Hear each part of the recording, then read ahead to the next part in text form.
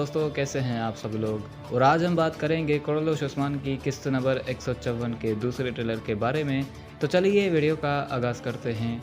हर किसी का यही सवाल है कि क्या कोनूर बे और गोरान बे की आपस में लड़ाई सच्ची है या फिर इसके पीछे कोई साजिश है। जहाँ तक मेरा ख्याल है तो मुझे लगता है कि ये एक साजिश ही है गद्दारों को पकड़ने की। और ये तो आप सभी जानते हैं कि गद्दार ओलिविया और काया मोजी हैं। मगर बात करते हैं कि क्या उस्मान बे यहाँ पर कोनूर बे और बोरान बे को फांसी की सज़ा सुना देंगे, तो ऐसा हरगिज़ नहीं होगा।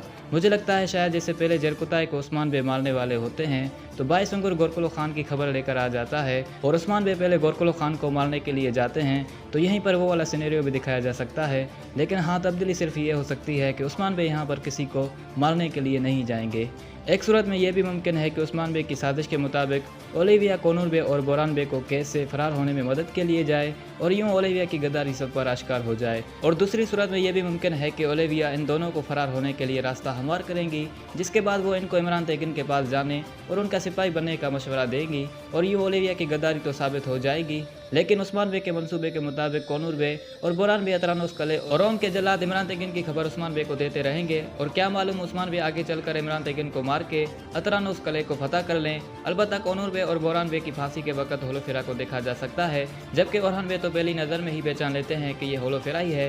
होलोफेरा की कबीले में आने की वजह ओरहान बे से मिलने और उनकी खैर खैरियत जानने का मकसद होगा। और दूसरी तरफ अलाउद्दीन बे गोंचा खातून से मोहब्बत भरे अल्फाज में बातें करते हुए देखने को मिले। खैर, जैसा कि हम सब ने पहले ट्रेलर में देखा था कि इमरान तेगिन को जब उस्मान बे का मंसूबा मालूम होता है तो वो उस्मान बे को सलीबियों के साथ मिलकर घेर लेता है। तो वहीं पर आपने गौर किया होगा कि जरकुताई भी उस्मान बे के साथ मौजूद होता है। कहने का मकसद यह है कि दूसरे ट्रेलर में हमने देखा कि जरकुताई को जख्मी हालत में कबीले में लाया जाता है और हो ना हो ये इधर ही जख्मी हुए हैं जहाँ पर इमरान तेगिन ने उस्मान बे पर हमला किया है। और जरकुताई शायद उस्मान बे का बचाव करते हुए खुद को सामने किया है दुश्मन के आगे, जिसके बाद ये जख्मी हुए हैं। अलबत्ता जैसे तैसे करके उस्मान बे सिपाहियों को पीछे हटने और जरकुताई को अपने साथ कबीले ले जाने का कहेंगे और खुद उस्मान बे दुश्मन को गुमराह करने के लिए दूसरी समत में चले जाएंगे और वहीं पर शायद उनको तीर भी लगेगा और उनको रस्सों में झगड़ा जाएगा। लेकिन ट्रेलर में हमने देखा कि इमरान तेगिन गुंदुज बे को मारने वाला होता है, मगर उस्मान बे वहां पर पहुंच जाते हैं। और ये वाला सीन मेरे ख्याल से आगे पीछे किया गया है, क्योंकि पहले हमने देखा कि उस्मान बे अकेले ही लड़ रहे थे इनसे, जबकि इधर इनके साथ सिपाही मौजूद हैं। और ट्रेलर के एंड में उस्मान बे यूनुस एमरे और उनके साथ काफ़ी दरवेशों को जिक्र करते हुए देखा, तो जिससे ये वाज़ेह है कि उस्मान बे इमरान तेगिन की पहली बिछाई गई घास से बच निकलेंगे और अगली बार खुद उस्मान बे सोची समझी चाल के तहत इमरान तेगिन पर वार करेंगे